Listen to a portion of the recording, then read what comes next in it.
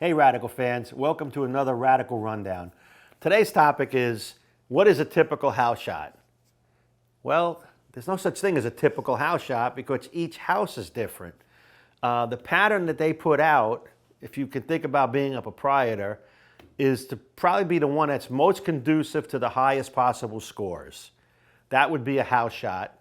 Or maybe the proprietor doesn't want high scores, so he puts out a little more trying pattern, and that would be his house shot. But when we talk in the terms of the industry as a house shot, we talk about side to side and front to back. Not as much front to back is concerning as much as side to side. When you look side to side, how much oil they put outside the 10 board and how much oil they put inside the 10 board usually constitute a house shot. When the ratio is greater between the inside boards and the outside boards, that makes the ball more steerable, so to speak, and steerability dictates higher scores, and higher scores are equated to being a house shot. It has several names. One is China, one is the cliff.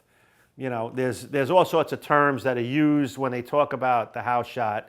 Many years ago, it would be one hook more than two, two hook more than three, three hook more than four, and so on as you got towards the middle of the lane. And they called that a crown.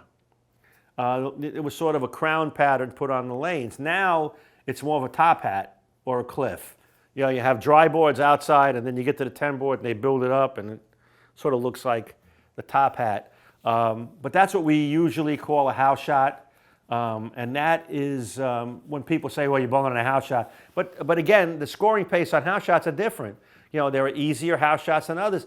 The surface underneath the pattern is what makes it more difficult, less playable, easier, and so on.